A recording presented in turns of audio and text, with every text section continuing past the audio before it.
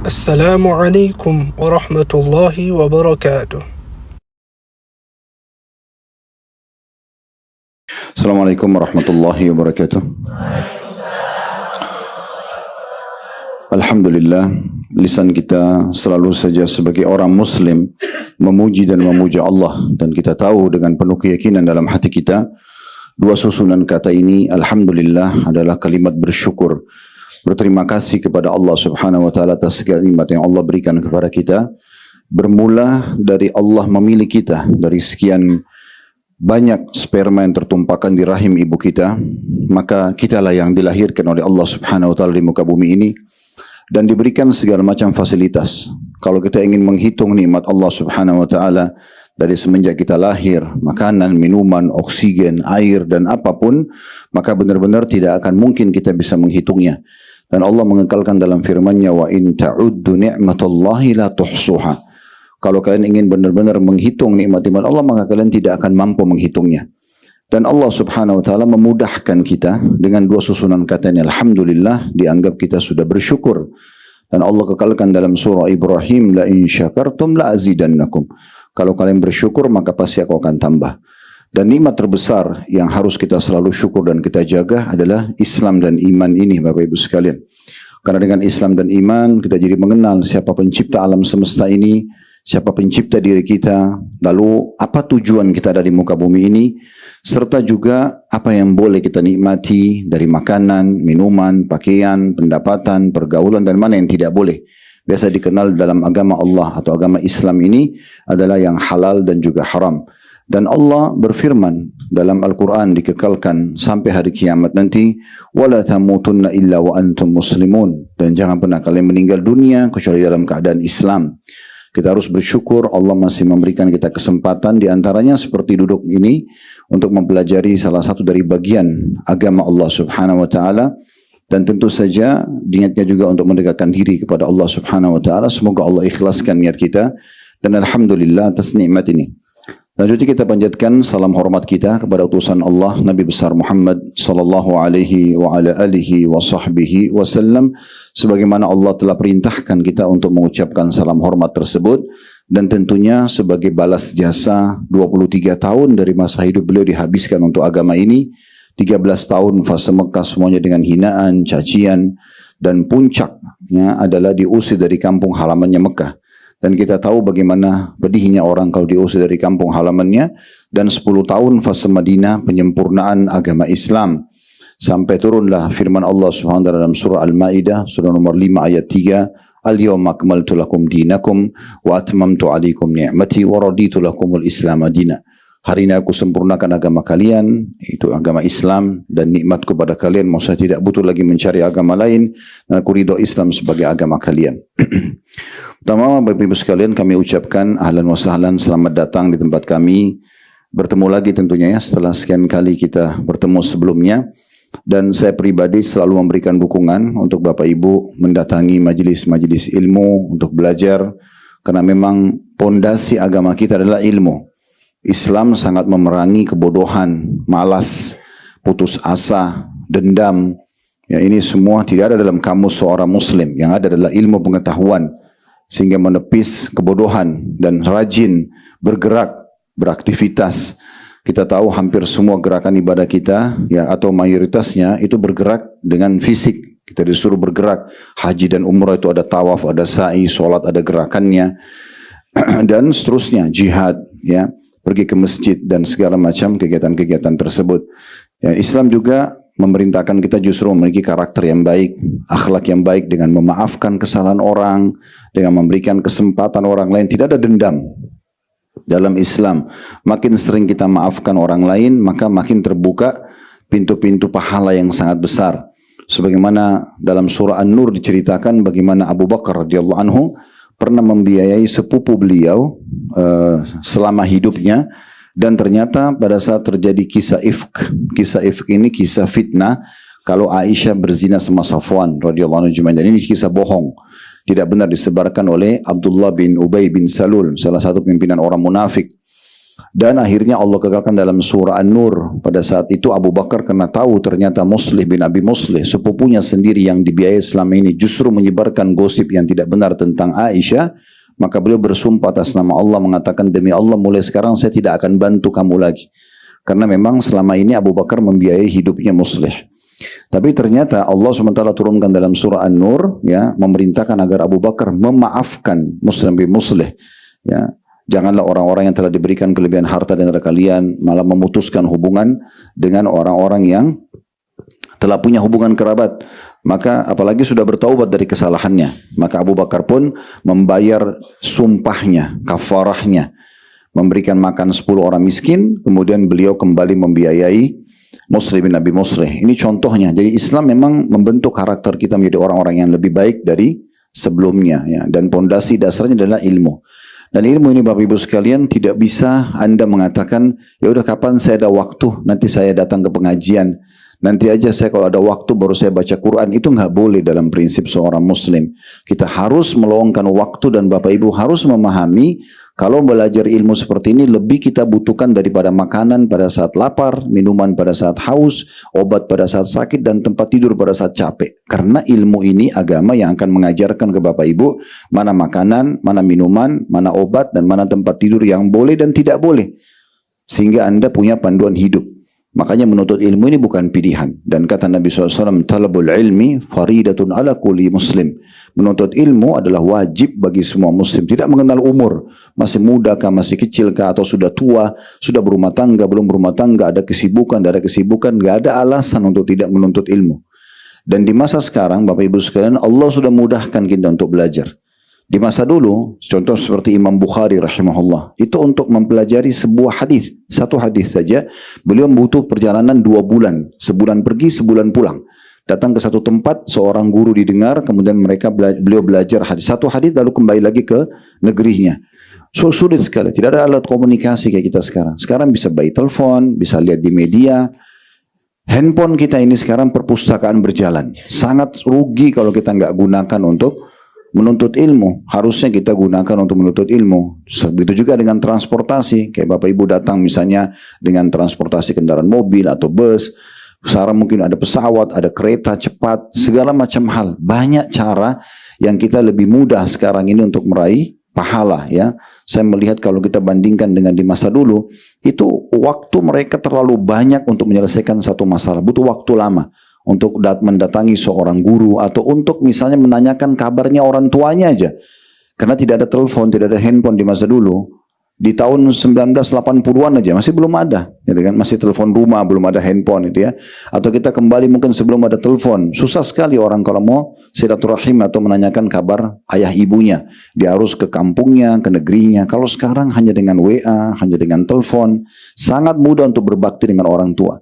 Di masa dulu orang kalau mau sedekah, dia harus keluar mencari kantong-kantong sedekah. Bapak Ibu sekarang di atas ranjangnya bisa transfer ke rekening yayasan manapun di seluruh muka bumi ini. Kita bisa online transfer uang.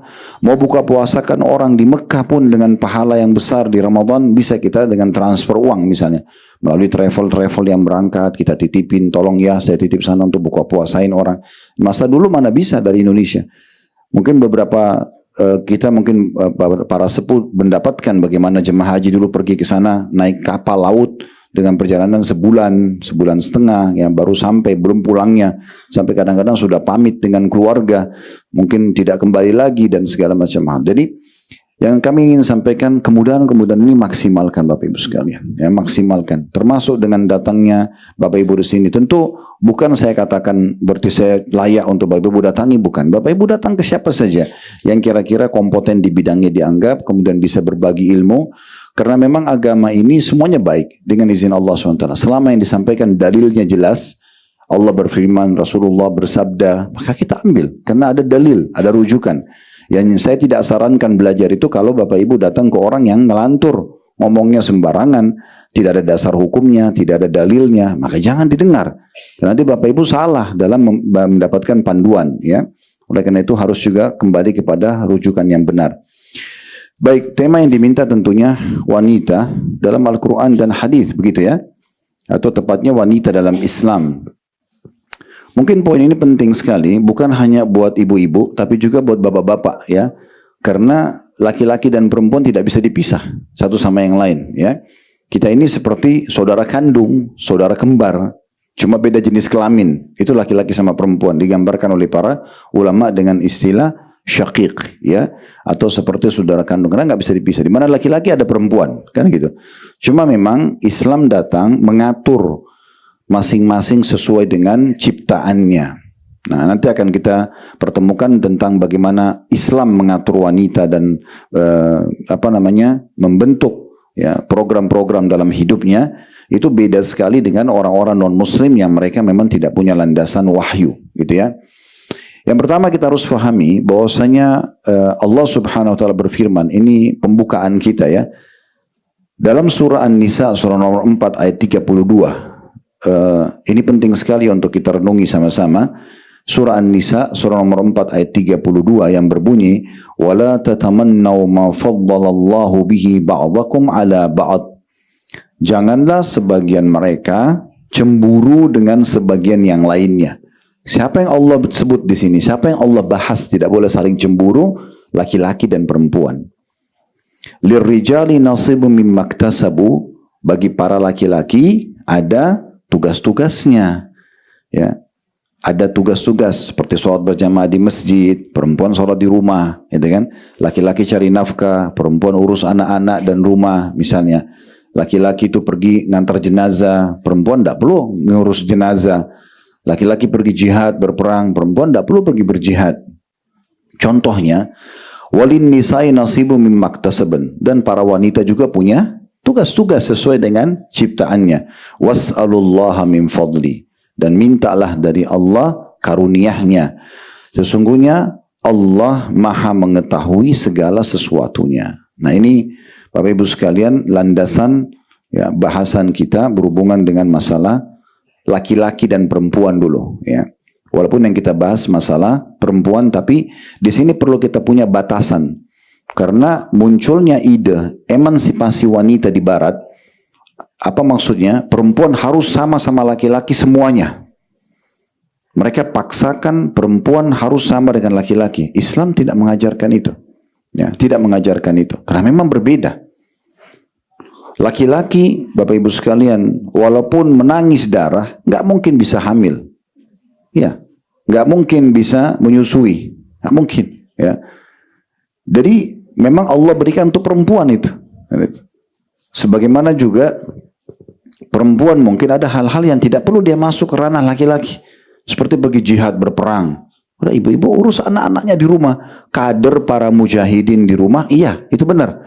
Cetak anak-anak kita supaya menjadi orang-orang yang kuat secara iman, berperang jalan Allah, itu iya. Tapi ikut berperang nggak perlu. Laki-laki bagi tugas sama perempuan. Mereka yang mencari nafkah di luar rumah dan membiayai keluarganya, memberikan perlindungan yang cukup. Perempuan yang merawat harta itu di rumah, gitu kan? Kalau dua-duanya di luar rumah, kira-kira siapa yang mengurus rumah? Siapa yang mengurus anak?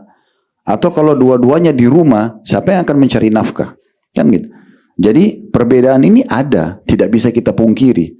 Sementara mereka menyebarkan istilah emansipasi ini dengan tujuan untuk menyerang Islam. Seakan-akan Islam itu zalim pada wanita. Kenapa tidak dikasih peluang sama dengan laki-laki? Padahal sebenarnya Islam akan kita jelaskan nanti memuliakan sekali wanita. Sesuai dengan fitrahnya. Sesuai dengan ciptaannya. Dan tidak bisa dipaksakan keluar dari itu. Kenapa banyak laki-laki mau operasi kelamin, ubah jadi perempuan? Kenapa perempuan banyak mau berubah jadi laki-laki? Karena mereka tidak faham tentang masalah ini. Mau memaksakan diri semua harus sama. Nggak bisa. Memang nggak bisa gitu ya. Ada hal-hal nanti yang sama dalam tugas, ada hal-hal yang tidak sama dalam tugas. Kalau mau dihitung Bapak Ibu sekalian, perempuan Allah bebankan haid setiap bulan. Ibu-ibu mungkin tidak asing dengan ini karena memang rutinitasnya. Yang normal 6-7 hari haid. Kalau kita bahas masalah bab sholat saja misalnya, laki-laki tidak ada haidnya. Artinya saya sama bapak-bapak di sini, kalau dalam 1 bulan, kami 30 hari sholat terus, nggak ada liburnya. Ibu-ibu pasti ada libur seminggu. Sekarang kalau mau bicara masalah emansipasi wanita, dan masuk ke pemikiran orang barat, laki-laki bisa protes misalnya. Kok bisa mereka ada libur 1 minggu, 1 bulan ya, Kalau kali 1 tahun, kan gitu. Kalau kali 10 tahun, berapa kali ibu tidak sholat? Tapi Allah dengan kemahadilannya memberikan pahala yang sama. Kan gitu. Dan memang dibedain, tapi ada hal-hal yang Allah samakan. Nanti akan kita paparkan lebih panjang masalah itu ya. Jadi oleh karena itu kita kembali tadi An-Nisa dulu, surah 4 ayat 32, terjemahan letter-letnya dalam Quran terjemahan itu, dan janganlah kamu iri hati terhadap apa yang dikaruniakan Allah kepada sebagian kamu, ya lebih banyak dari sebagian yang lain. Di sini yang dimaksud laki-laki dan perempuan. Karena bagi laki-laki ada bahagian dari apa yang mereka usahakan, dan bagi para wanita pun ada bahagian dari yang mereka usahakan, sesuai dengan fitrahnya masing-masing. Kemudian dikatakan dan bagi mohonlah kepada Allah sebagian dari karunia-Nya. Maksudnya kalau butuh sesuatu minta dari Allah Subhanahu wa taala, sungguhnya Allah Maha mengetahui segala sesuatunya. Islam memuliakan wanita dari banyak sisi. Kita mulai dari situ dulu. Yang pertama, sebagai contoh Allah menyebutkan dalam Al-Qur'an namanya surah wanita-wanita. Surah An-Nisa. Dan Bapak Ibu tidak akan temukan dalam Al-Quran surah Ar-Rijal. Tidak ada. An-Nisa saja, wanita. Berarti Allah peduli benar dengan ibu-ibu gitu ya. Sampai Allah berikan nama. Harusnya kalau mau bicara masalah emansipasi tadi, kalau mau ditarik dan ini tidak mungkin masuk dalam Islam, berarti harusnya ada surah Ar-Rijal juga. Tapi nggak ada. Al-Mu'minun ada. Tapi umum, laki-laki perempuan masuk dalamnya. Tapi An-Nisa khusus. Sebagaimana Allah SWT sebutkan Luqman, beliau adalah orang saleh. Kita tidak bicara nabi-nabi ya. Nabi-nabi memang semua dari laki-laki Allah tugaskan karena memang mereka diberikan sesuai dengan fitrahnya. Keluar di luar rumah, dakwah, berjihad, menghadapi tantangan itu laki-laki. Ya, saya sama bapak-bapak di sini memang kulit kami ini diciptakan untuk menghadapi sinar matahari, udara panas, udara dingin. Jadi kami ini nggak butuh hand body, nggak butuh sunblock, memang nggak butuh gitu ya. Karena memang Allah ciptakan untuk itu. Makanya kami itu sholat berjamaah, ngantar jenazah, cari nafkah, jihad, memang tugasnya. Ibu-ibu memang kena fitrahnya di rumah, makanya kalau keluar sedikit sensitif kulitnya. Karena memang tempatnya di rumah sebenarnya, bukan di luar gitu ya. Di luar pergi tapi kebutuhan-kebutuhan penting, bukan hal-hal yang harus seperti laki-laki gitu.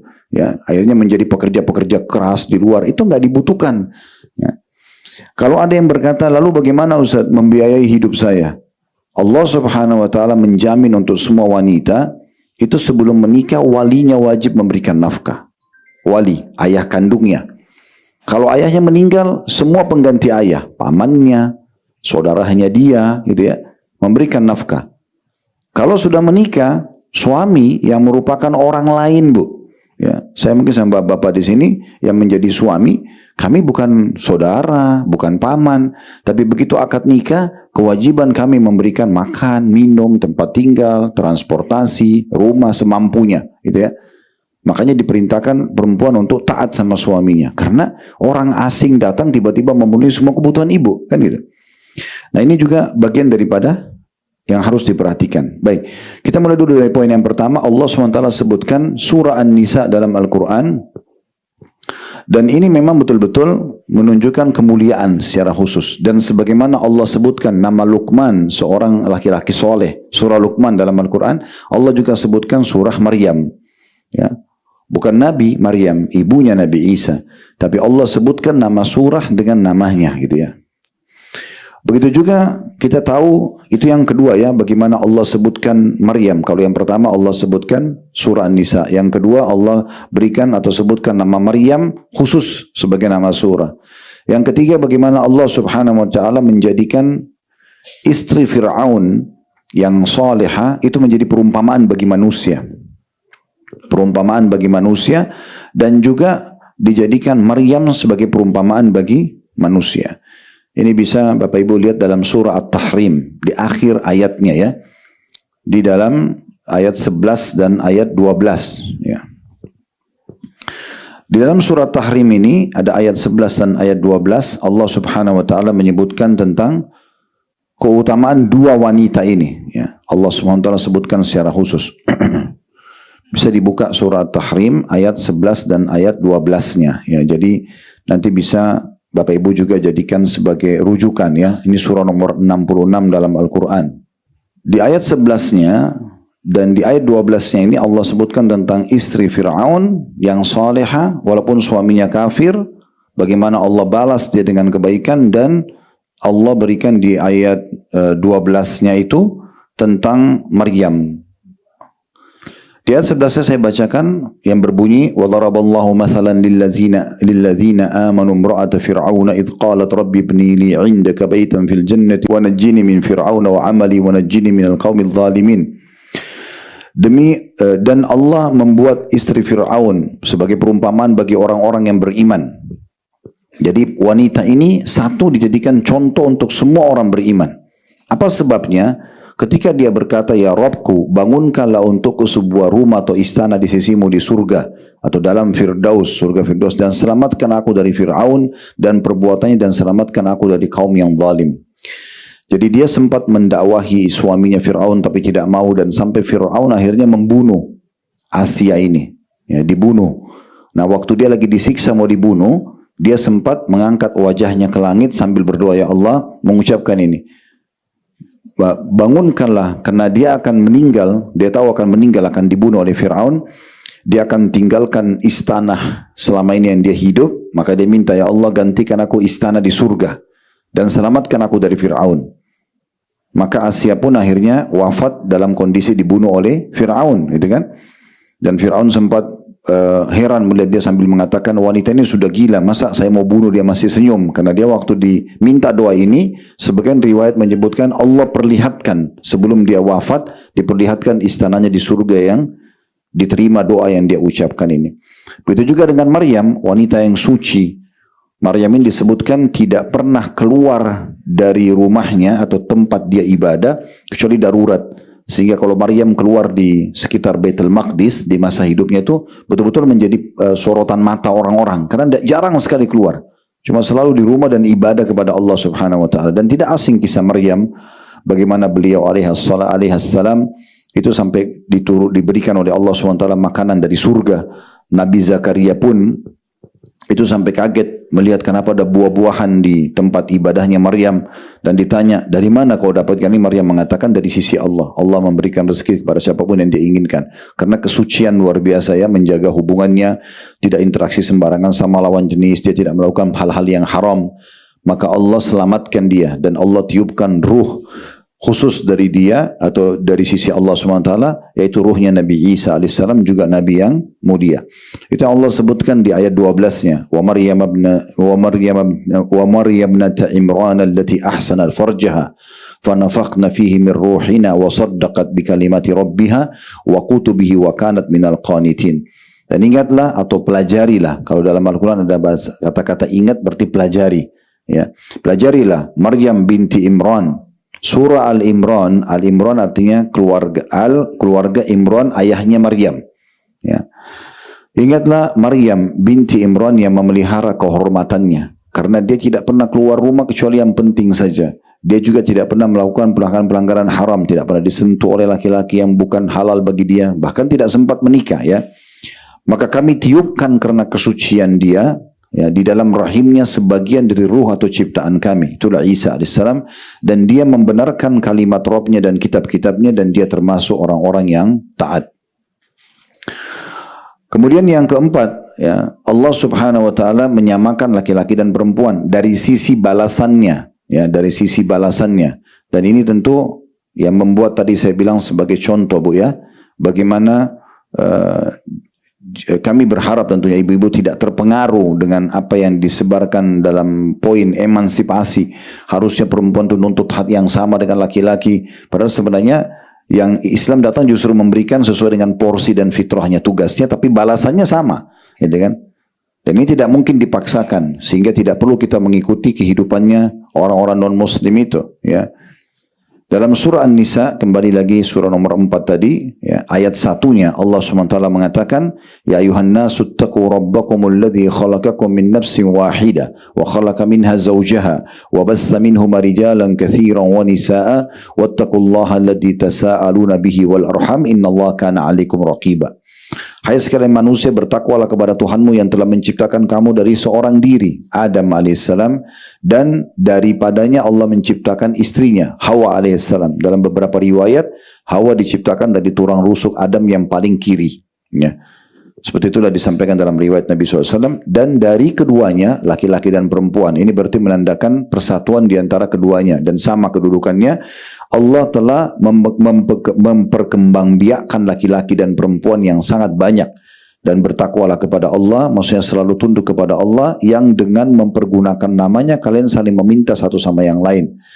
Serta juga ya, peliharalah hubungan silaturahim, sungguhnya Allah senantiasa mengawasi kalian. Begitu juga Allah sebutkan di dalam surah Al-Ahzab, surah nomor 33 dalam Al-Quran. Ini disebutkan di ayat 35-nya. Bagaimana Allah subhanahu wa ta'ala menggabungkan, ini menandakan laki-laki dan perempuan disetarakan dalam agama Islam, ya, kedudukannya walaupun beda tugas masing-masing. Al-Ahzab surah nomor 33 ayat 35. Innal muslimina wal muslimat والمؤمنين والمؤمنات والقانتين والقانتات والصادقين والصادقات والصابرين والصابرات والخاشعين والخاشعات والخاشعين والخاشعات والمتصدقين والمتصدقات والصائمين والصائمات والصائمين والصائمات والحافظين فروجهم والحافظات والذاكرين الله كثيرا والذاكرات أعد الله لهم مغفرة وأجرا عظيما. Di sini Allah samakan laki-laki sama perempuan, ya. Disebutkan sungguhnya laki-laki dan perempuan yang muslim, laki-laki dan perempuan yang mukmin, laki-laki dan perempuan yang selalu dalam ketaatan, laki-laki dan perempuan yang selalu jujur atau benar, laki-laki dan perempuan yang selalu sabar, laki-laki dan perempuan yang selalu khusyuk atau konsentrasi dalam ibadah kepada Allah, laki-laki dan perempuan yang suka bersedekah, laki-laki dan perempuan yang suka berpuasa, laki-laki dan perempuan yang memelihara kehormatan mereka, maksudnya tidak berzina dan tidak merusak nama baiknya, laki-laki dan perempuan yang banyak menyebut nama Allah atau berzikir.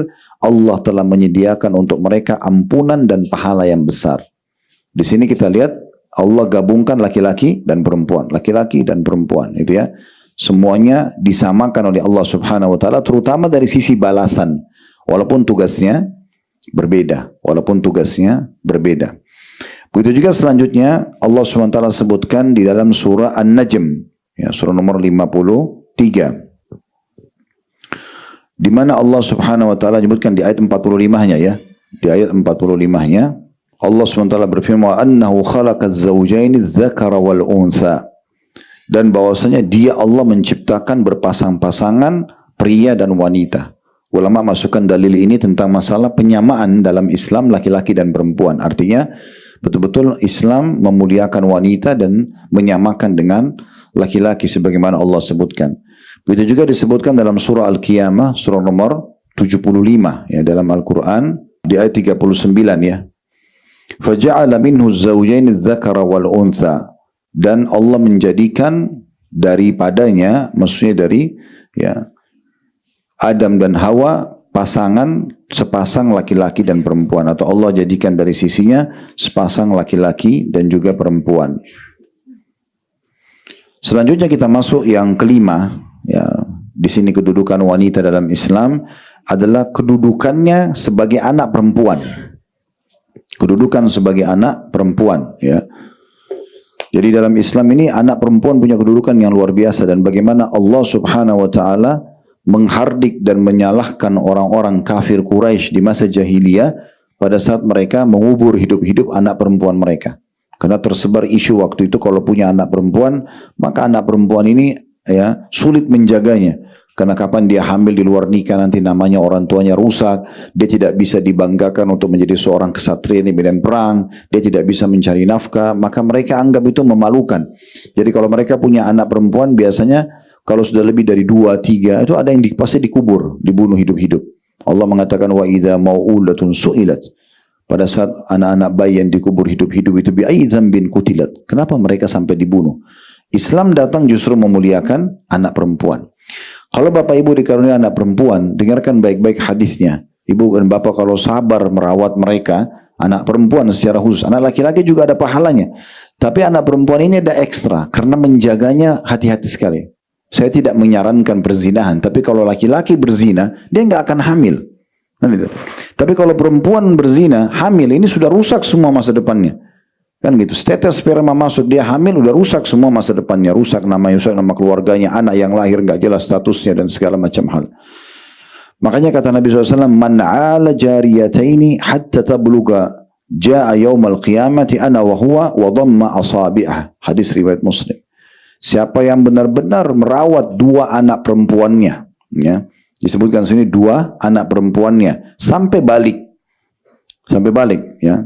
Kalau sudah balik dia bertanggung jawab sendiri, walaupun dia tetap mengawasi, tapi dia terus sabar dari kecil diurus, ya, mungkin banyak sekali dari bayi banyak keperluan yang kita penuhi sampai dia balik, maka nanti orang tua yang mengurus dua anak perempuannya ini akan bersama aku di surga seperti ini. Nabi SAW menyatukan jari-jari beliau.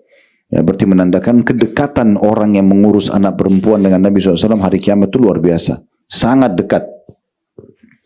Begitu juga dengan ada riwayat yang sahih, diriwayatkan juga oleh Imam Muslim. Kata Aisyah radhiyallahu anha, "Ja'atni miskinatun tahmilu ibnataini laha."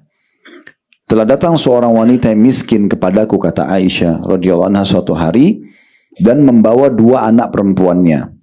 Fa'at'amtuha thalatha tamaratin, dan aku akhirnya memberikan 3 butir kurma kepadanya. Karena dalam riwayat lain juga dijelaskan, Aisyah mengatakan waktu ibu itu datang yang orang miskin ini membawa 2 anak perempuannya, kebetulan aku tidak punya apa-apa di rumah kecuali tinggal 3 butir kurma saja. Maka aku pun memberikan kepada ibu tersebut. Lalu dikatakan fa'atat kulla wahidatin minhuma tamrah. Lalu kemudian ibu ini waktu saya berikan 3 butir kurma, dia bagi sebutir buat anaknya yang di kanan, sebutir yang buat di kiri, sebutir buat dia, 3 butir kurma. Dalam kondisi ibu ini sangat butuh makanan. Nah, rupanya karena asyik ngobrol sama Aisyah, dia belum sempat makan kurmanya, kedua anaknya sudah menghabiskan kurma mereka. Wa rafa'at ila fiha tamratan litakulaha. Pada saat ibu itu mengangkat kurma untuk dia makan punya dia, fastat'amatha ibnataha, maka kedua anak perempuannya minta tambahan, ya, minta kurma lagi padahal dia sendiri belum makan. Fashaqqatit tamrata allati kanat turidu an ta'kulaha bainahuma. Kemudian ibu itu akhirnya membagi 2 kurma dia untuk dikasih kepada kedua anak perempuannya. Dia sendiri kelaparan tapi dia berkorban untuk 2 anak perempuannya tadi gitu ya. Kemudian dikatakan fa'ajabani sya'nuha fadzakartu alladhi sana'at li Rasulillah sallallahu alaihi wasallam. Maka kata Aisyah, saya pun kagum dengan pengorbanan ibu ini walaupun sederhana, hanya sekedar menahan laparnya dan mendahulukan kedua anaknya. Padahal anaknya sudah dapat tadi makanan itu ya. Dan aku sebutkan itu kepada Nabi SAW, ya Rasulullah, begini tadi ceritanya. Ada ibu datang, kemudian dia membawa 2 anaknya, dia miskin, saya tidak punya kecuali 3 butir kurma. Dia pun dalam kondisi kelaparan, dia kasih sebutir-sebutir anaknya. Dia lagi belum makan, yang satunya masih ngobrol, anaknya minta lagi, lalu dia mengalah, dibagi 2, lalu dikasih kepada anaknya. Maka apa jawaban Nabi SAW? Pengorbanan hanya sebutir-sebutir kurma saja, tambah atau 1 butir kurma yang dibagi 2 yang punya ibu tadi itu, innallaha qad aujabalaha biha al-jannah au a'taqaha biha minan nar. Ketahuilah wahai Aisyah, sesungguhnya dengan perbuatan ibu tadi kepada 2 anak perempuannya itu, Allah masukkan dia ke dalam surga atau Allah selamatkan dari api neraka. Oleh karena itu ibu-ibu saya ingatkan ya, kadang-kadang subhanallah syaitan goda kita. Mungkin ibu beli makanan kesukaannya, taruh di kulkas, habis itu besok kita mau makan sudah nggak ada, habis dimakan anak-anak. Ya, biasanya marah sama anaknya gitu ya. Atau misalnya datang anak-anak makan, ibu-ibu juga mau makan. Mungkin ibu udah mulai lapar, masih minta, ibu minta, umi minta misalnya. Lalu atau kita mungkin bawa makanan favorit, lalu kita ancam anak-anak, jangan makan, ini punya ibu ya. Nah, misal. Nah, itu sebaiknya jangan gitu ya. Justru kita berbagi sama mereka, itu sudah cukup menjadi tiket ke surga. Ini mudah sekali ya. Tapi ini yang disebutkan dalam hadis kata ulama adalah anak perempuan. Bukan berarti anak laki-laki tidak dapat pahala ya. Tapi kasusnya di sini karena anak perempuannya dia sabar, maka dikasih surga, gitu kan. Dalam riwayat yang mirip seperti ini disebutkan riwayat lain, ya, bahwasanya ada datang seorang wanita kepadaku, kata Aisyah, dan kebetulan wanita itu minta, ya, agar diberikan makanan. Lalu aku memberikan kurma, tidak disebutkan 3 butirnya. Lalu ibu itu memberikan makan kepada kedua anaknya, termasuk bagian dia. Maka aku pun kagum melihat itu, lalu aku sampaikan kepada Nabi SAW. Lalu Nabi bilang begini, hadis riwayat Muslim, "Man ibtuliya minal banati bisyai", siapa yang diuji oleh Allah dengan dikaruniai anak perempuan, lalu dia sibuk memenuhi kebutuhan, fa ahsana ilaihinna, dia maksimal dalam merawat anak perempuan itu, kunna lahu sitran minan nar, pasti anak perempuan itu menjadi penyebab dia selamat dari api neraka. Jadi Nabi sebutkan khusus banat, anak-anak perempuan, gitu ya. Berarti memang menandakan anak perempuan kadang-kadang lebih manja, lebih rewel, itu biasa. Anak laki-laki kan jatuh, lari, loncat, itu udah biasa bagi dia. Perempuan sedikit jatuh, sedikit makanannya diambil, udah nangis, itu butuh ekstra sabar, gitu ya. Nah, kalau orang sabar aja dengan itu berarti mendudukan wanita dalam Islam luar biasa. Masih anak perempuan aja, kalau orang tuanya sabar bisa jadi penyebab masuk ke dalam surga, gitu ya. Itu contohnya. Walaupun saya ingin berbagi, terutama bagi ibu-ibu, kalau dalam pendidikan anak, ini juga saya sampaikan pada istri saya, gitu ya. Dalam pendidikan anak, usahakan jangan memberikan pilihan kepada anak-anak. Contoh misal, ibu kalau mau ingin sayang sama anaknya, ingin memberikan makan, udah ibu masak aja apa yang ibu punya di rumah. Misalnya ibu kebetulan punya ayam, ya udah ibu buat ayam, ibu panggil anak, ini nak ya, rezeki kita hari ini makan bismillah tangan kanan. Jangan ibu tanya, nak pengen makan apa? Karena pertanyaan ini pada anak-anak yang belum masuk kepada umur balik, ini kurang tepat. Kenapa kurang tepat? Karena bisa membuka celah-celah pintu durhaka tanpa kita sadari. Contoh misalnya ibu bilang, ibu nak mau pengen makan apa? Anak 3 tahun, 4 tahun, dia tidak ngerti sebenarnya. Dia tidak ngerti ibu punya uang atau tidak, ibu punya bahan atau tidak. Terus dia bilang, saya mau ayam goreng. Ibu bilang, baik, besok ibu buatin. Besok ternyata ibu lupa. Dia akan tanya, ibu ayam goreng saya mana? Kalau ibu bilang, ya ibu lupa nak. Apa yang kira-kira yang dia bilang? Ah ibu ini. Kalimat ah itu kan tidak boleh. Tidak boleh. Allah jadikan kita sebagai orang tua, Bapak Ibu sekalian, supaya kita yang mengatur hidup anak. Jangan dibalik, jangan kita yang mengatur hidup, jangan anak mengatur hidup kita. Saya pernah lihat ada satu bapak pergi umroh bersama kami. Ada anaknya, dia umur 7 tahun. Apa saja yang bapak itu mau buat selalu dia tanya anaknya, bang, menurut abang bagaimana? Abang mau makan nggak? Abang mau pergi nggak? Jadi anaknya yang mengatur bapak ini mau kemana, mau makan kapan, mau kemana, mau buat apa saja. Ini keliru ini. Harusnya kita di posisi orang tua, kita yang mengatur semuanya. Termasuk lembaga pendidikan, ya. Jadi yang unik itu kadang-kadang ini sering saya kasih contoh di pengajian. Misalnya si suami ini 30 tahun, istrinya 25 tahun contoh. Mereka sudah punya anak 7 tahun misalnya. Mau masuk SD. Atau mau masuk TK. Mereka datanglah ke 2 lembaga sekolah misalnya. 2 pendidikan. Yang satu kurikulumnya begini, warna cat dinding bangunannya biru misalnya. Yang ini, yang B misalnya warna hijau. Kurikulum juga, dan mereka sudah konsultasi lah. Kurikulum sudah tahu, biaya sudah tahu, jarak sudah tahu, mereka sudah tahu semua. Harusnya kan yang mengambil keputusan suami istri ini. Tapi uniknya mereka datang tanya kepada anaknya yang 7 tahun, nak mau yang mana? Nah kebetulan si anak suka warna biru, nah yang ini aja. Padahal dia tidak tahu biaya, dia nggak tahu kurikulum, dia nggak tahu jarak. Tapi uniknya suami istri ini ikuti anaknya. Ini keliru. Akhirnya banyak orang tua nanti yang tidak dipatuhi oleh orang tua, oleh anak-anaknya. Ya, jadi kalau bapak ibu ikutin apa yang kami sarankan, pastikan bu, walaupun dan bapak sekalian mereka sudah berumur pun, sudah berumah tangga, mesti tetap hormatin kita. Menurut ibu gimana, menurut ayah bagaimana? Karena kita biasakan mereka tuh patuh sama kita. Ini bukan masalah otoriter ya, bukan. Tapi memang Allah amanahkan mereka dari kecil dan kita lebih berhak karena nasabnya ke kita untuk kita bentuk mereka. Kita yang membentuk, kita pilihkan pakaiannya, kita pilihkan makanannya, kita pilihkan apalah semua. Semua kita pilihkan, sabun, samponya. Jangan tanya mereka. Mereka nggak ngerti.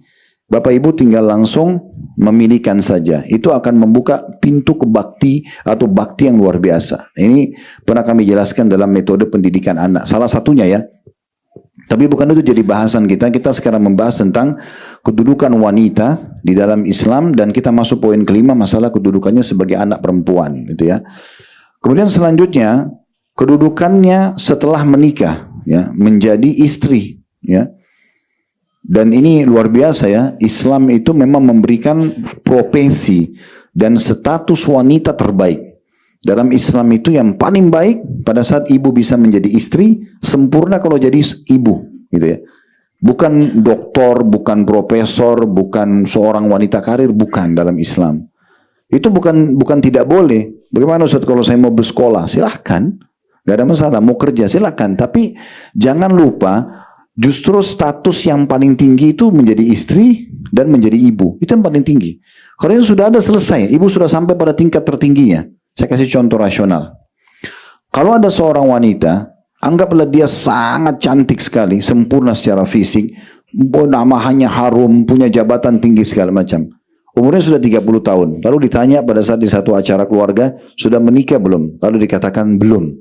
Kira-kira bagaimana di pandangan orang? Nanti keep saja, disimpan saja jawabannya. Sekarang kalau kita kasih sebaliknya. Ada wanita biasa-biasa saja secara fisik. Mungkin juga pendidikannya tidak terlalu tinggi. Tapi pada saat dia kumpul keluarga ditanya, sudah menikah? Sudah. Bagaimana pandangan orang? Status istri itu mahal sekali. Jadi secantik apapun, sepintar apapun orang, kalau belum jadi istri masih dianggap ada yang kurang. Sekurang apapun dia, kalau dia status istri langsung sudah dianggap punya kelebihan.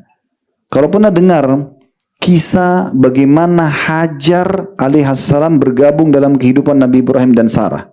Sudah pernah dengar ya?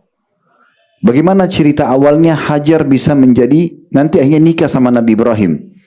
Itu awal kisahnya Bapak Ibu sekalian. Nabi Ibrahim satu waktu pernah mau jalan melewati Mesir bersama Sarah. Waktu itu belum ada Hajar, gitu ya. Di Mesir kebetulan ada raja zalim. Kezaliman raja ini agak unik. Dia suka mengambil istri orang. Iya, karena bagi dia semua perempuan yang berstatus istri pasti punya kelebihan. Gak mungkin tidak. Pasti laki-laki mau nikah karena ada kelebihannya gitu. Tentu dia juga pilih-pilih. Ya. Tapi yang jelas Sarah ini karena sangat cantik, ya, orangnya secara fisik sempurna. Terus Nabi Ibrahim bilang, ini nanti, hai Sarah, kalau kita masuk ke Mesir ini ada raja zalim, suka ngambil istri orang. Supaya kamu tidak diambil sama dia nanti. Kalau kamu ditanya, kamu ini siapa? Bilang saudara saya.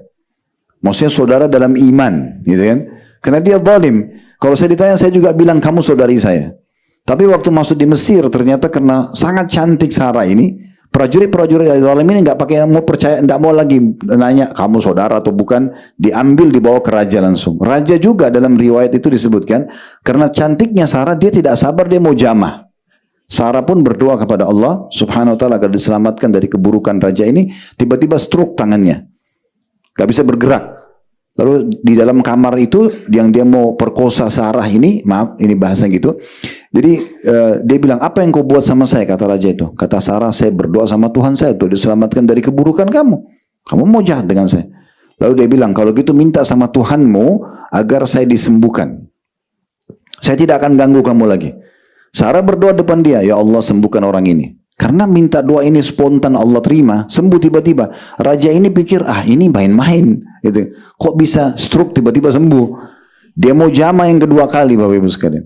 Tetap dia mau perkosa lagi. Sarah berdoa lagi, stroke dua-dua tangannya. Ya.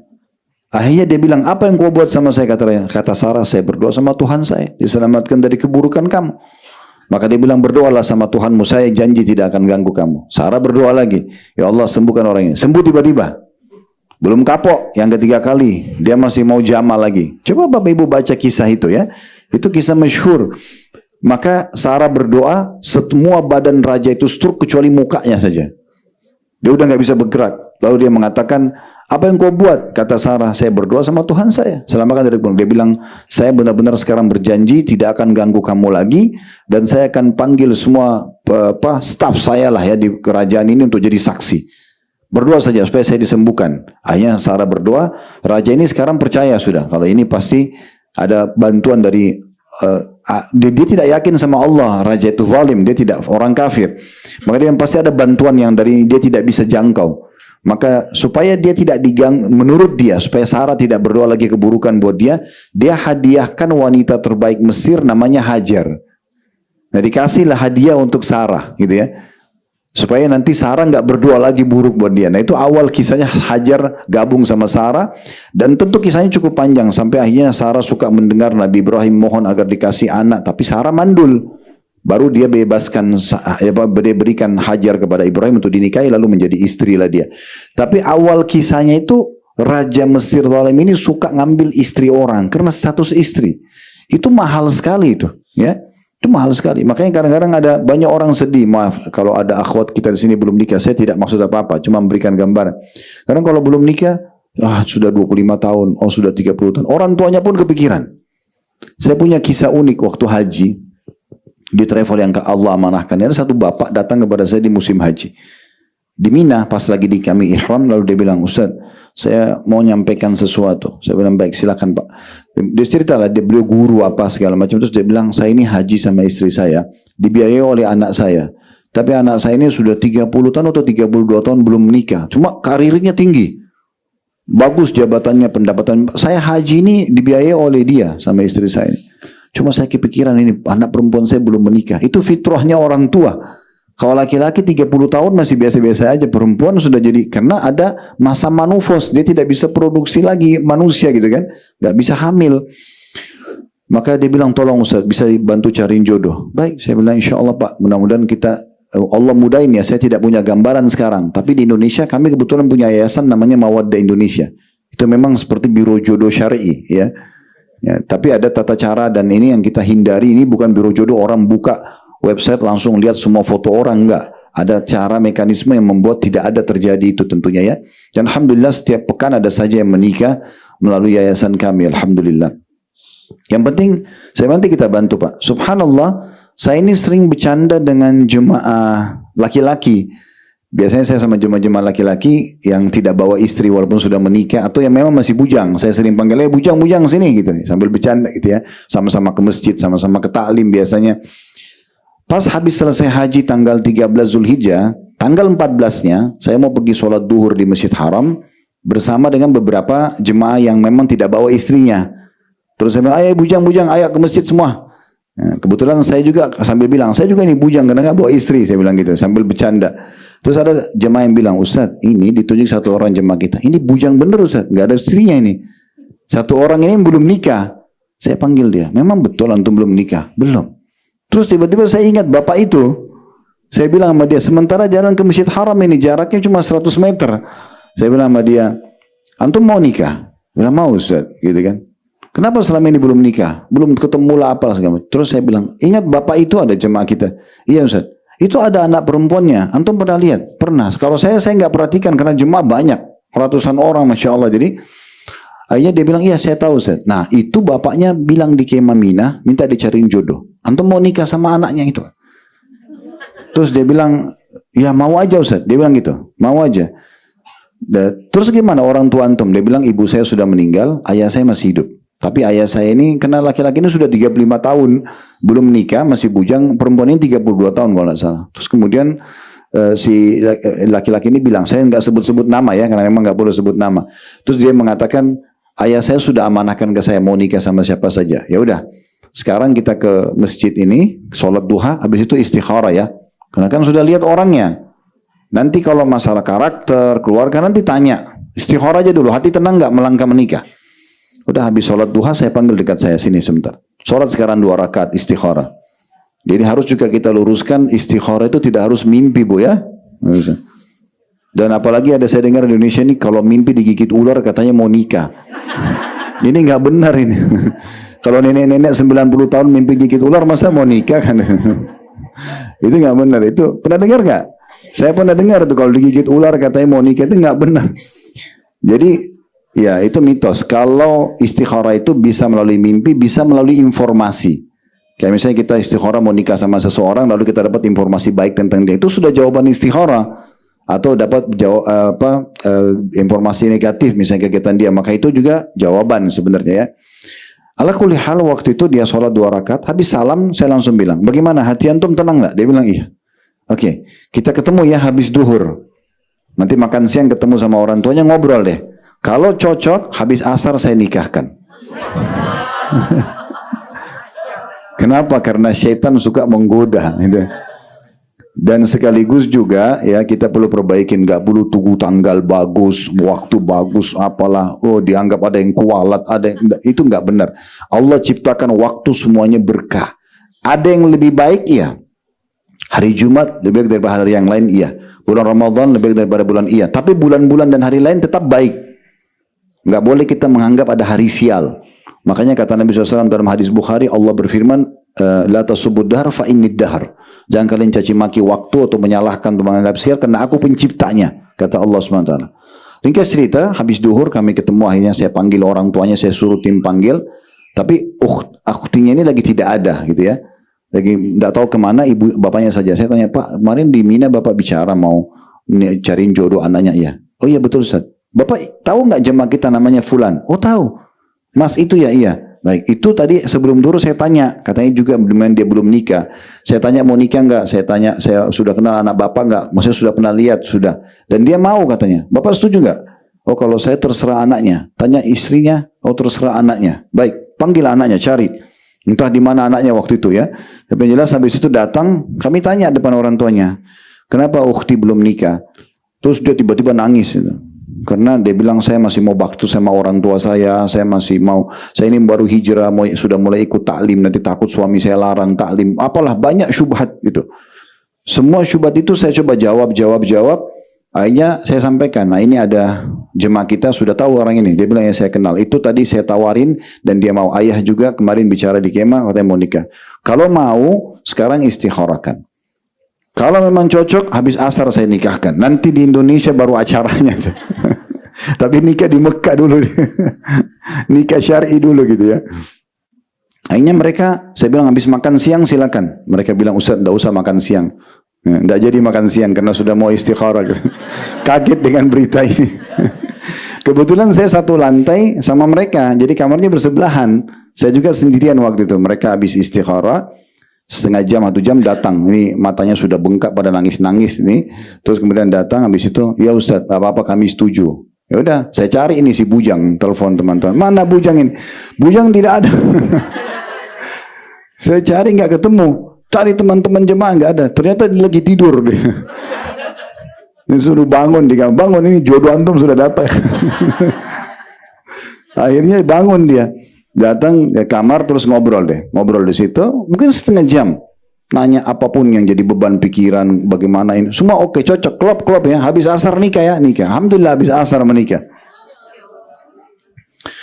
Jadi subhanallah, sebenarnya semuanya itu bisa saja mudah gitu ya, cuman banyak orang persulit. Jadi saya sarankan juga status istri ini dimuliakan dan dimudahkan. Sebagaimana juga nanti kalau kita bahas laki-laki, status suami itu mulia sekali ya.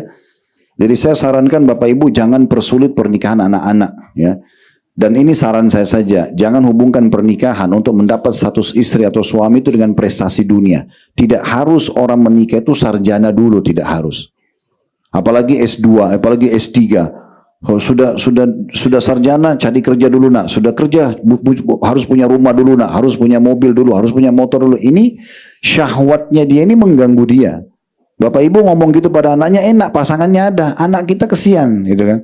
Maka nggak boleh egois, nikahkan mereka, nggak ada masalah gitu ya. Para sahabat Nabi, para tabi'in, orang-orang soleh dulu itu kalau mereka mau menikah, mereka lihat hari ini mereka lamar, besok sudah jadi suami istri. Oke, kalau ada yang bertanya, Ustaz, bagaimana caranya kami bisa mengenal pasangan kami atau anak-anak kami kenal pasangannya tanpa pacaran? Oh, gampang sekali. Cuma 4 kaidah dasarnya. Yang pertama nazar syar'i, itu teori agama. Melihat sesuatu yang menarik dari calon pasangan kita. Tapi nggak boleh, jangan lihat foto saja ya. Foto bisa menipu sekarang.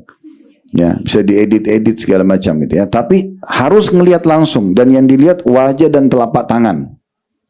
Ini sudah mewakili fisik.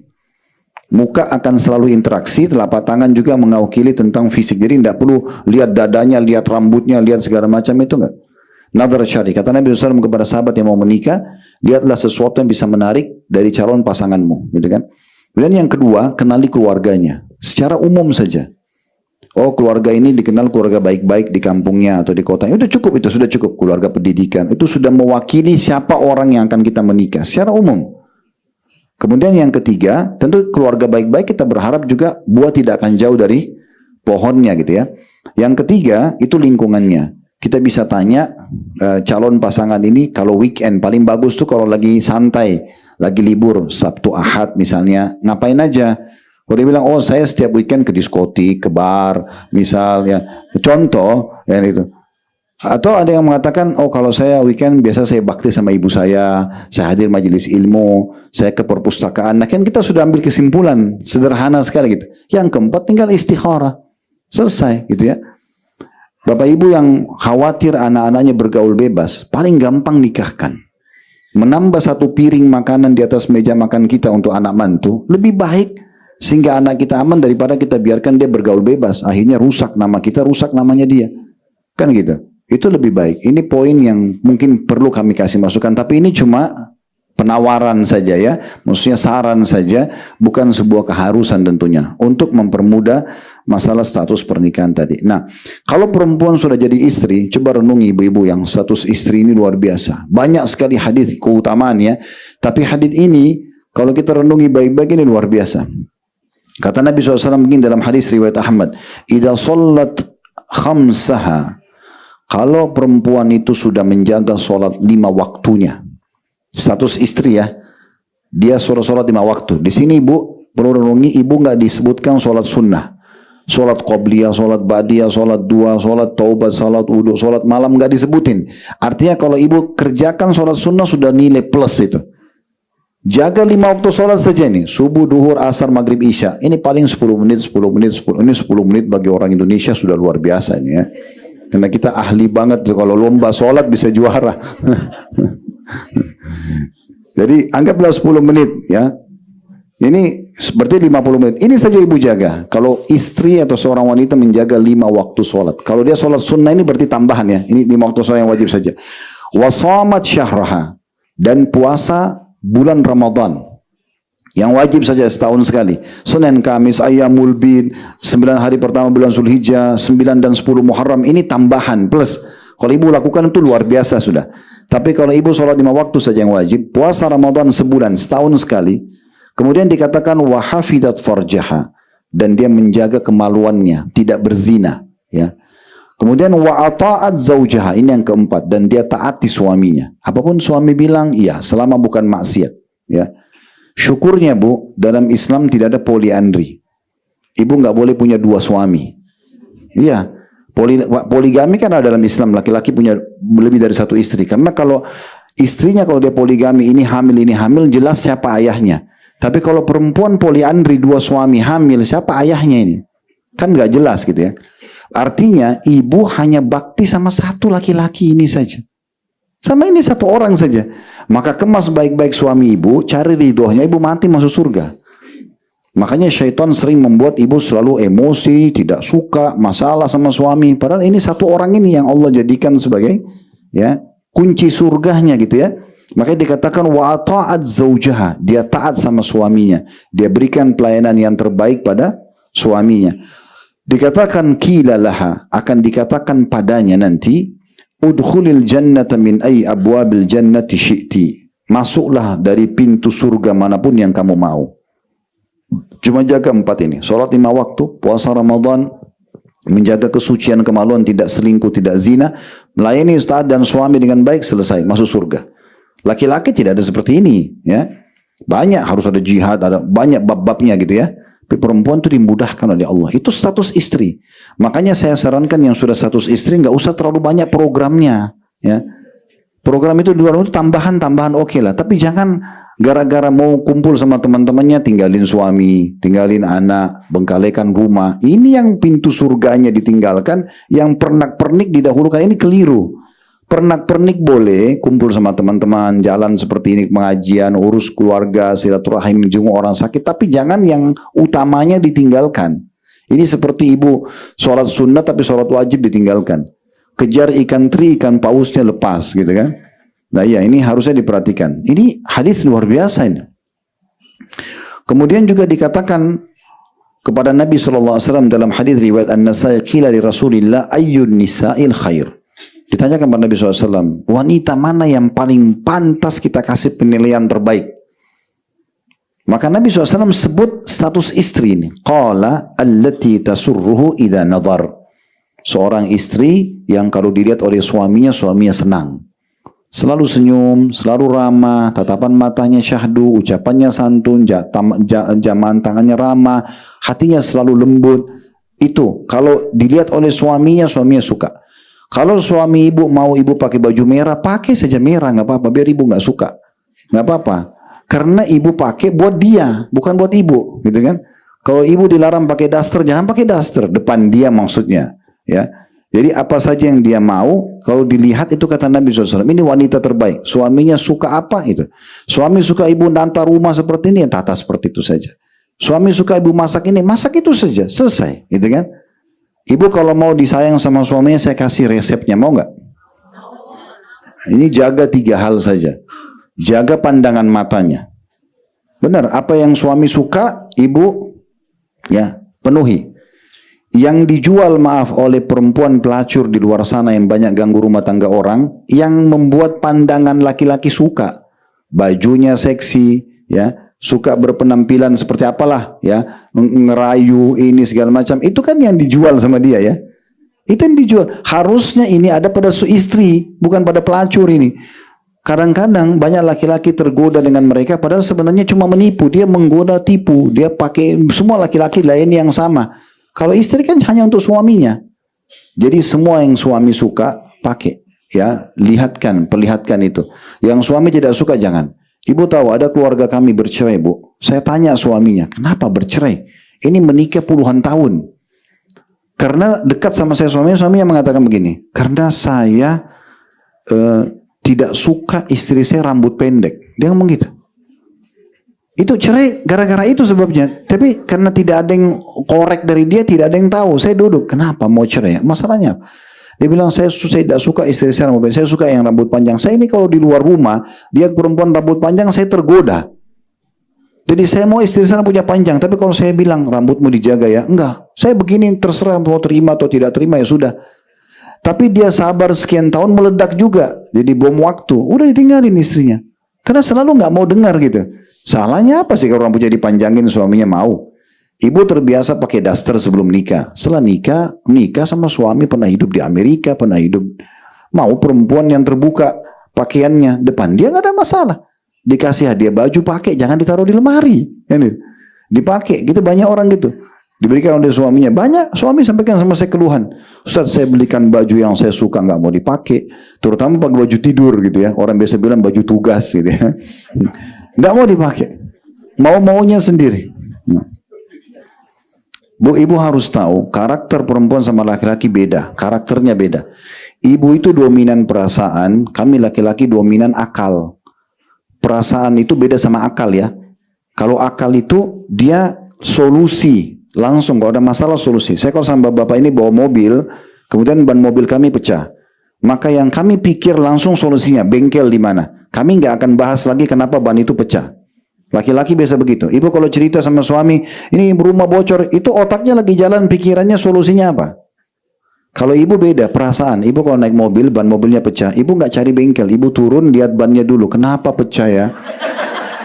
Nah ya, terbawa perasaan beda. Nah itu. Jadi ada hal-hal karakter. Nah, karakter juga sama. Karena ibu dominan perasaan. Ibu kalau sudah cinta sama suami, Bu, maaf ini saya cuma kasih gambaran. Kalaupun suami datang kerja, mungkin dia belum mandi, tapi dia ingin menggaul sama ibu. Ibu biasa aja. Bagi ibu tuh, saya cinta sama dia kok nggak apa-apa, bawa keringat dikit nggak apa-apa. Tapi kalau laki-laki nggak gitu. Ibu bawa bawang, ibu bawa pete, bawa apa, dia nggak mau dekat. Karena dia akal, walaupun dia cinta sama istrinya, beda. Kan gitu. Makanya harus dijaga ini. Kemudian yang kedua, itu adalah perutnya, makanan. Kalau misal suami ibu suka tempe goreng, mau ibu masak apapun, tempe goreng harus ada di sebelahnya. Kerupuk ada di sebelahnya. Biarin aja, yang lain tidak apa-apa ibu variasikan. Jangan ibu bilang, kamu nggak bosan ya? Udah, dia maunya itu saja. Dia kerja kasih uang untuk makan, kan gitu. Yang ketiga kemaluannya, biologis. Sperma itu panas, Bu. Kalau tidak dituangkan itu emosi bawaannya. Kalau yang dia lihat itu selalu senang, perutnya kenyang, kemaluannya terpenuhi, dompetnya terbuka.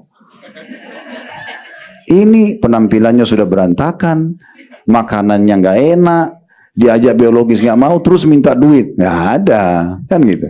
Itu. Baik, maaf Pak ya, kita buka rahasia. Baik, ini diantaranya. Begitu juga dalam hadis yang sahih diriwayatkan Tirmidzi dan Ibnu Majah. Ini kalau ibu selama hidup selalu baik sama suami, statusnya ya, selalu santun, selalu ramah, sehingga suami itu kayak merasa tidak bisa hidup tanpa ibu. Karena ibu selalu manjakan dia, sayang dia, berikan perhatian, penuhi kebutuhannya, buka lemari semuanya rapi, yang dia mau pakai pakaian ada, yang makanannya ada, semua yang semampunya gitu ya. Ibu berikan, ibu selalu tampil yang terbaik, wangi, bersih di hadapan dia misalnya. Kemudian ibu meninggal, sementara dia merasa kehilangan, ini namanya ridho, ya, keridoan. Kata Nabi SAW, ayyam mamra'atin matat wa zawju anha radin dakhalat jannah.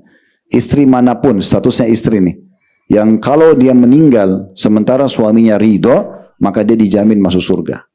Jadi usahakan ibu kalau meninggal, itu suaminya bilang, wah ini istri saya meninggal, gimana caranya mencarikan gantinya, susah gitu.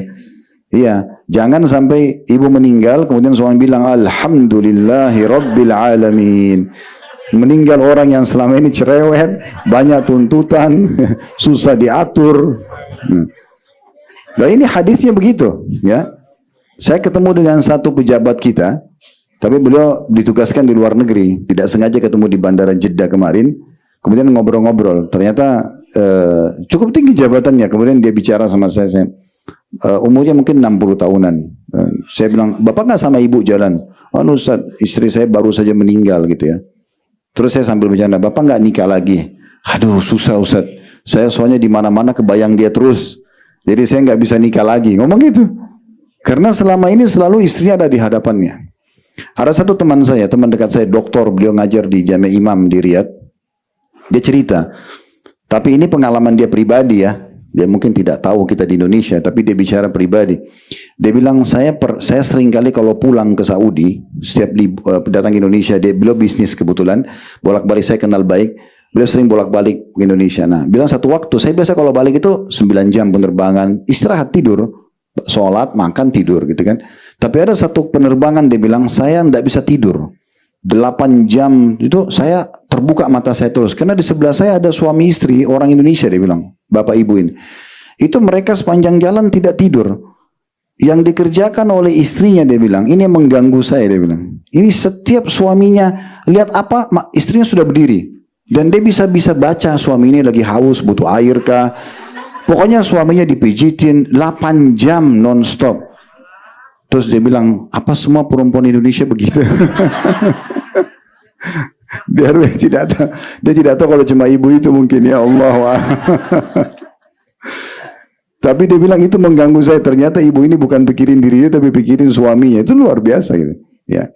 Intinya sebenarnya teman-teman sekalian, terutama ibu-ibu, menjadi status istri itu luar biasa, kedudukan dalam Islam, dan dimudahkan mendapatkan banyak kelebihan-kelebihan, gitu ya. Kemudian selanjutnya, yang terakhir mungkin, yang ketujuh adalah kedudukannya sebagai ibu. Nah ini lebih tinggi lagi. Kalau ada orang di antara ibu-ibu hadis ini sudah bergabung dua status ini, sudah istri, sudah ibu, ada anak. Nah sama tadi contoh rasionalnya. Kalau ada seorang ibu mungkin ya, dia mungkin biasa saja secara fisik, tapi dia gendong anak. Terus ditanya sama, itu anaknya ibu ya? Iya. Itu pasti di mata masyarakat punya penilaian tinggi ya. Beda. Dengan orang mungkin sangat cantik sekali, tapi maaf belum punya keturunan. Sudah lama menikah. Kemudian ditanya, ibu ada anaknya? Nggak ada. Itu pasti beda penilaian. Maaf kalau di sini ada ya, bukan saya maksudnya tidak kenal ibu-ibu sekalian, tapi ini contoh saja. Untuk menunjukkan bahwasanya kalau ada orang sudah sampai pada level status ibu, itu tinggi sekali. Nilainya di sisi agama dan juga di mata masyarakat. Dan tentu tidak asing buat kita ya, bagaimana harusnya kita bakti pada ibu kita. Ada cerita satu dosen kami dulu di Saudi, di Madinah. Beliau cerita, dia bilang dia pernah sama istrinya satu waktu di Jerman, jalan, itu lagi pergi ke sana sama keluarganya. Terus dia lihat ada satu ibu tua. Ibu tua ini sudah sangat tua dan susah jalan, pakai tongkat. Dia mau menyeberang melewati lampu merah itu, nggak ada yang memberikan jalan. Sudah sekian lama gitu, dari jarak jauh dilihat oleh dosen kami ini. Dia bilang, lalu saya jalan sama istri saya, terus saya minta istri saya untuk gandeng tangan ibu itu, saya yang berhentiin mobil-mobil gitu, terus jalan lah. Setelah sampai ke seberang, ibu tua itu mengatakan, siapa kalian ini nak? Gitu, kata ibu itu. Bilang kami ini dari Saudi datang. Ya, beragama apa? Dikatakan Muslim. Kenapa kalian bantu saya tadi? Kata dosen kami, ya itu diperintahkan dalam agama kami, dalam Islam. Kebetulan orang itu non-Muslim. Itu diperintahkan dalam agama kami. Kami harus berbuat baik sama semua orang, gitu kan? Apalagi di umur Anda ini, Anda seperti ibu kami. Kalau dalam agama ini, ibu kami itu kami muliakan sekali. Dia katakan, nak, perlu kalian tahu, saya ini hampir tiap hari melakukan aktivitas yang sama di sini. Saya harus menunggu berjam-jam, hanya menunggu kapan saya dikasih kesempatan jalan. Mungkin kalau saya dulu masih muda, saya jalan mungkin semua berhenti mobil itu. Tapi karena saya sudah tahu tidak dimuliakan, gitu ya. Berapa banyak orang di Amerika sama di Eropa, ibu-ibu dan bapak sekalian, itu pada saat mereka sudah sukses dan ibunya sudah tua, itu mereka tidak tinggal sama-sama, ditaruh di panti jompo. Di panti jompo, dibayar panti jompo. Ada sampai pada level di sana, mereka itu keadaannya, kalau orang tuanya meninggal, sudah meninggal di teleponnya, ini sudah meninggal, ya sudah berapa biaya pemakamannya saya transfer. Mereka nggak peduli.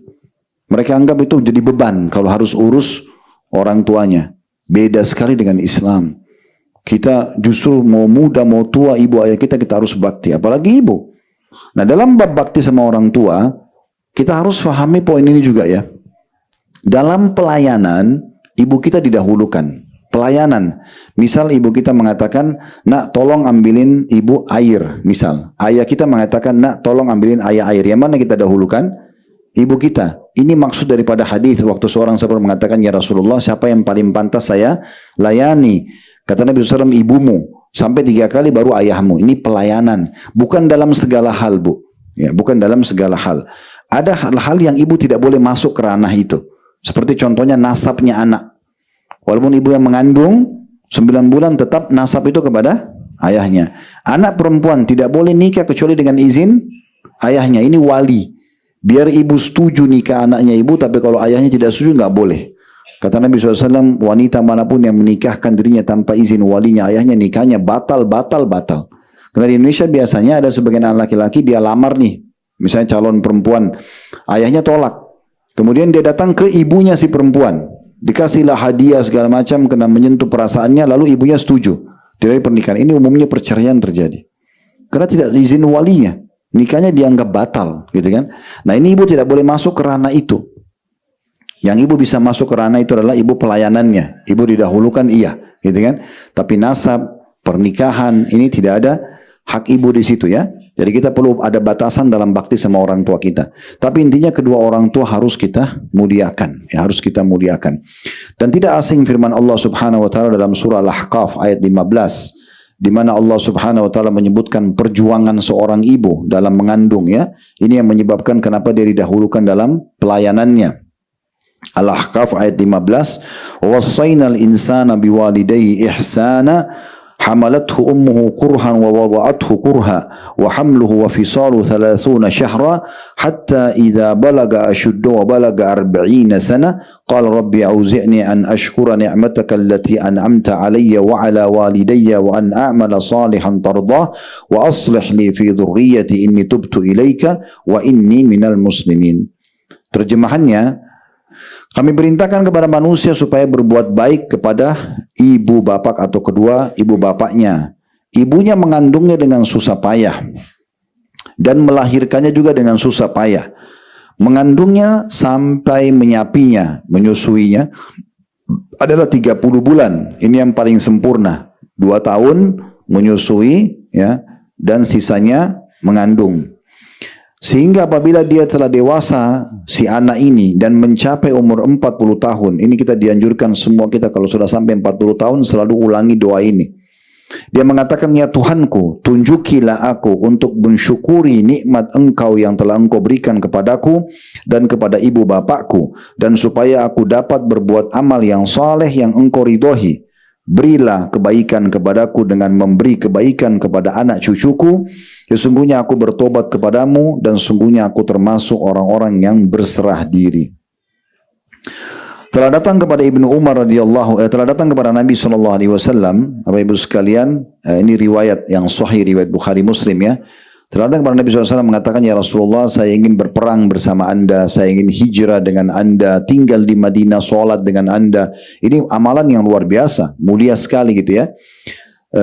Kemudian Nabi SAW tanya yang paling pertama, ya, apakah kedua orang tua masih hidup? Dia mengatakan iya. Kata Nabi SAW, pulanglah dan berjihadlah pada keduanya.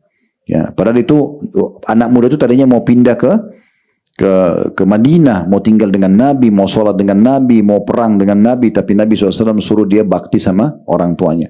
Saya berbagi sebuah poin, Bapak Ibu sekalian. Bagi Anda yang hadir sini masih diberikan kesempatan, orang tuanya masih hidup, maka jangan sia-siakan. Ya, banyak orang di antara kita tuh gembira sekali kalau temannya telepon, sahabatnya, apalah bestinya, gitu ya. Ya, pasti dia luar biasa, mau berjam-jam pun ngomong dia sedia. Tapi kalau ibunya telepon, ayahnya telepon, sudah ya saya lagi sibuk, atau sengaja tidak dijawab, gitu kan. Nah ini harus diperbaikin, ya. Walaupun orang tua kita itu lebih rendah secara pendidikan, mungkin lebih kurang secara fisik, ya, tetap saja mereka lebih mulia daripada kita. Dengan mereka lah kita bisa lahir di muka bumi ini. Ini harus betul-betul kita ketahui, ya. Dan tentunya taat pada orang tua ini juga, ya, pada batasan yang tidak ada pelanggaran agama. Kalau orang tua kita suruh kita berbuat dosa, nggak boleh kita ikut. Tapi kalau selama bukan perbuatan dosa, kita wajib untuk memenuhinya. Tidak boleh kita menolaknya, ya. Dan bagaimana orang-orang yang coba berusaha memaksimalkan berbakti sama orang tuanya, dia harus tahu batasan ini. Kalau orang tua kita misal, maaf, ibu berjilbab, lalu orang tua mengatakan buka jilbab Una, ini nggak boleh ibu patuh, nggak boleh ibu patuh. Atau kita mau sholat, ibu kita mengatakan atau ayah kita mengatakan jangan sholat, itu tidak boleh kita patuh. Karena kata Nabi SAW, la ta'ata, ya, li makhlukin fi ma'siyati khaliq. Tidak ada ketaatan pada makhluk yang berbuat maksiat kepada sang pencipta. Ini tidak boleh. Tapi kalau selama bukan maksiat, dahulukan orang tua kita. Nah, saya perlu jelaskan, kalau bertemu antara perintah Allah yang wajib, seperti sholat 5 waktu, dengan perintah makhluk yang Allah wajibkan untuk patuh, seperti perintah kedua orang tua. Kalau istri, pada suaminya juga masuk dalamnya. Ketemu ini, misalnya orang tua kita panggil, sementara kita lagi sholat wajib, ibu nggak, bapak tidak boleh batalin sholatnya. Karena ini hukum wajib, ya haknya Allah gitu ya. Tapi kalau ibu dan bapak sedang kerjakan yang disunnahkan oleh Allah atau hak Allah sunnah, seperti ibu dan bapak lagi sholat sunnah, dipanggil oleh orang tua atau oleh suami kalau istri, maka wajib dibatalkan sholat sunnahnya karena ini wajib dijawab. Ya, karena sudah amalan sunnah. Sama kalau istri sedang puasa sunnah, suaminya minta batalin, dia batalin puasa sunnahnya, gitu kan? Tapi jangan ibu sengaja godain ya, kamu bilang dong supaya saya batal, gitu ya. Nanti. Ya. Baik, jadi seperti itu kurang lebih. Dan dalam bakti sama orang tua ini sebenarnya tidak akan pernah bisa kita balas jasa orang tua kita, walaupun Bapak Ibu sekalian kita sudah memberikan apapun di muka bumi ini. Tidak bisa kita balas, karena dasarnya kita lahir dari mereka. Walaupun orang tua kita dasarnya tidak berbuat baik sama kita. Anggaplah ada seseorang yang ibu ayahnya membuang dia waktu kecil. Udah ditaruh di pinggir jalan, ibunya ayahnya bercerai, tidak diperhatikan. Sampai besar dia jadi sukses, tetap tidak gugur wajib bakti pada orang tuanya. Apalagi kalau orang tuanya itu dasarnya orang-orang yang baik gitu ya. Orang yang mengurusi dari kecil itu betul-betul malah tidak boleh sama sekali. Saya tutup dengan poin penting juga. Sebagai orang tua, ya, usahakan jangan pernah mengucapkan kata-kata buruk buat anak-anak, ya. Nggak boleh. Ingat Bu ya, dan Bapak saya, terutama ibu-ibu karena banyak aktivitas sama anak-anak. Kalau Allah karuniai ibu anak atau cucu yang aktif, itu aktif bukan nakal. Harus dibedakan itu ya. Nakal itu sebenarnya tidak masuk. Nakal itu di umur anak-anak masih kecil itu tidak masuk. Nakal itu sudah balik, terus dia sudah tahu benar tidak baik, benar dan salah, lalu dia buat, itu baru namanya nakal. Kalau anak 3 tahun, 4 tahun, 7 tahun, ini bukan nakal namanya. Karena mereka nggak paham, mereka masih dalam tahap belajar. Ini aktif. Syekh Sudais, seorang imam Masjid Haram, pernah ditanya, apa rahasianya kenapa Anda menjadi imam haram sukses sampai puluhan tahun seperti ini? Dia bilang, doa ibu saya. Waktu ditanya, bagaimana doa ibu Anda? Dia bilang, saya waktu kecil kalau sangat aktif, ibu saya juga sudah pusing sebenarnya melihat aktivitas saya, gitu kan? Maka beliau mengatakan, pergilah ke Masjid Haram, semoga kau jadi imam haram. Jadi dalam kondisi menjengkelkan pun misalnya anak-anak itu, tetap kita doakan yang baik. Karena kata Nabi SAW, hindari dan jangan ucapkan kalimat buruk buat diri kalian, harta kalian, keluarga kalian, ini suami, istri, anak, ya. Buruk, jangan doakan keburukan, karena bisa saja malaikat lewat mengaminkan dan terjadilah seperti itu. Jadi jangan kita ucapin salah ya. Contoh misalnya Bapak Ibu lihat diri di cermin lalu bilang, kok saya jelek ya? Itu nggak boleh. Karena yang buat muka kita bukan kita. Allah. Kita seakan-akan menghina Allah yang penciptanya. Kita nggak pernah pilih, saya mau alis begini ya Allah, mata. Enggak, ini begini Allah kasih, pakai sebagai fasilitas untuk ibadah kepada saya. Clear. Percaya diri aja selesai. Gitu kan? Begitu aja tugasnya kita pakai. Jangan menghina diri sendiri. Jangan selalu doakan keburukan harta. Mobil ini sial, motor ini sial misalnya gitu ya, atau rumah dianggap sial, nggak boleh ucapin itu. Ada pernah wanita naik unta, Bapak Ibu sekalian, di masa Nabi SAW, lalu kaki untanya itu keseleo, lalu dia melaknat atau marah-marah sama syaitan.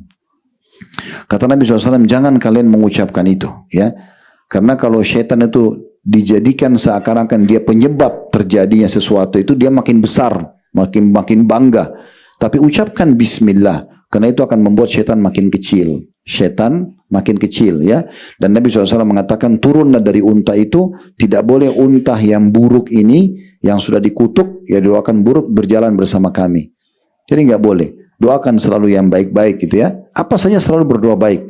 Termasuk suami istri, selalu saling mengucapkan salam. Assalamualaikum warahmatullahi wabarakatuh. Kalau ketemu masuk dalam rumah, WA, telepon, Assalamualaikum, semoga keselamatan dunia akhirat untukmu, warahmatullah, semoga rezeki Allah selalu bersamamu, wabarakatuh, semoga berkah. Itu kan kalau dalam satu hari kita berkomunikasi sama istri 3-4 kali, berapa banyak doa kebaikan yang didapatkan untuk pasangan kita. Selalu doakan kebaikan-kebaikan. Walaupun mereka punya kesalahan, doakan agar kesalahannya jadi baik.